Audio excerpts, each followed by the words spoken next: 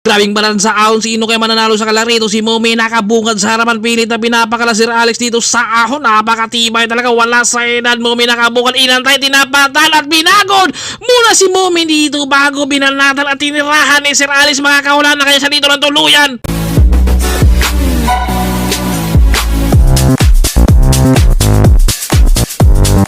The Razor Alex Milan, magandang bakbakan na naman tayo rito sa may Golden at welcome back rin dahil nakabalik muli tayo. Dahil syempre bago tayo dumayo kahit saan, dito tayo sa Golden talaga kung saan tayo nakilala bilang isang si White Mix. Maraming salamat sa lahat ng mga nakakilala, sa lahat ng mga followers natin at lalong-lalo na kay Sir Alex Milan. Thank you nang marami talaga, Sir, and happy birthday and Merry Christmas and Happy New Year sa ating lahat. Ang bilis ng panahon, 2026 na.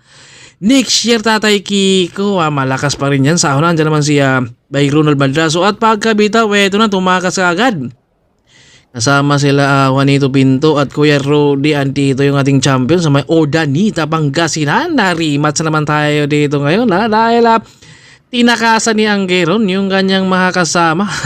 Tinakasan ang peloton. Nandito mga idol natin. Kumbaga matagal tayo hindi nakapunta rito. Kaya nakakamiss rin, yun nga lang marami talagang sasakyan dito. Kaya doble ingat talaga kapag kayo ay dumayo rin dito sa may Golden. Di katulad dati na kapag nagbibideo tayo rito ay walang mga masyadong sasakyan. Ito si Tatay Kiko tumakas na.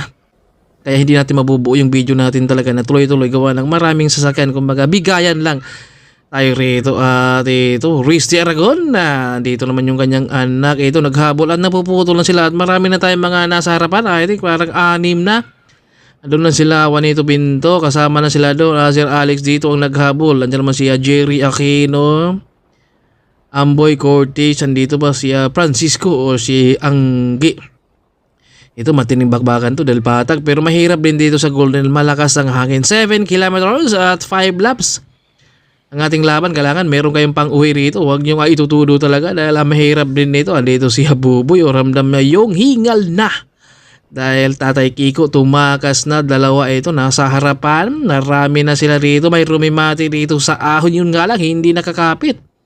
Hindi nakalak yung helmet na idol rito. Ito nagpuputo lagi yung ating grupo rito dahil kapag nakakuha sila ng pagkakataon, baba na talaga. Sir Alex, sinubukan niyang agwat pero si Mumi ay humahabol ka agad. Hindi niya pinagbigyan rito. Si Sir Alex, ito talaga yung walang korpuhan na muna. Sir Alex nakabunga, dumahanap siya ng tiyempo kung paano siya makakawala rin dahil ahon.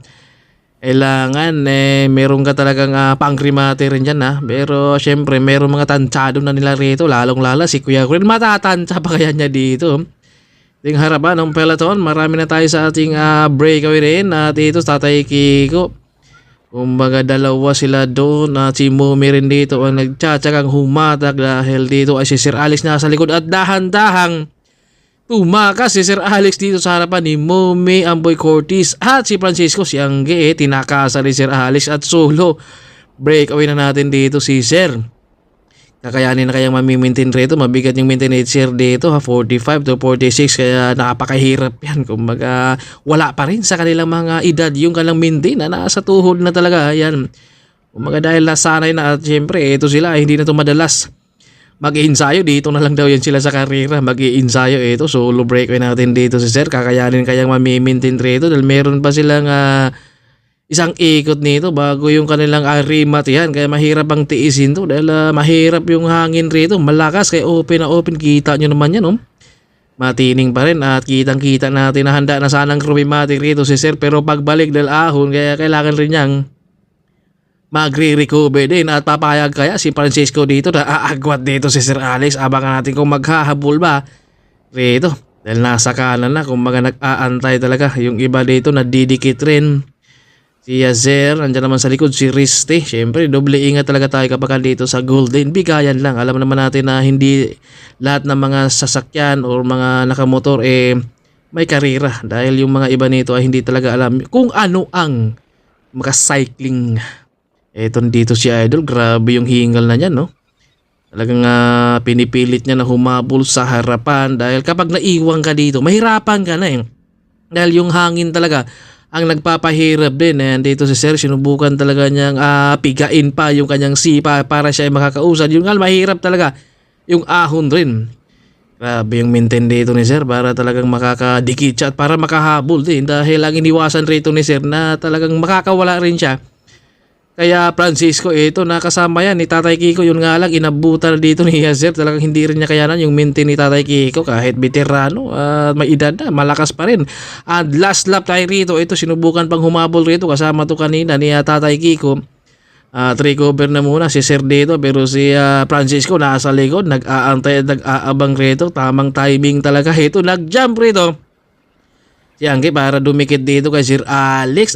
Tulin, kita nyo naman yung bike, Amboy Cortez nasa likod, tatlo sila rito. Dumikit si Angke at nakabungad si Sir Alex dito para makontrol na muna yung kanilang tulin rin dahil baka pag si Angke rito kakargahan sa ahon dahil nag-solo breakaway na yan kanina si Sir, talagang inabot lang siya rito dahil mahirap talaga dito sa Golden. Kailangan meron ka talagang kasama, umagwat na si Angke kasama si Amboy Cortez, si Momi rin humahabol at ito na.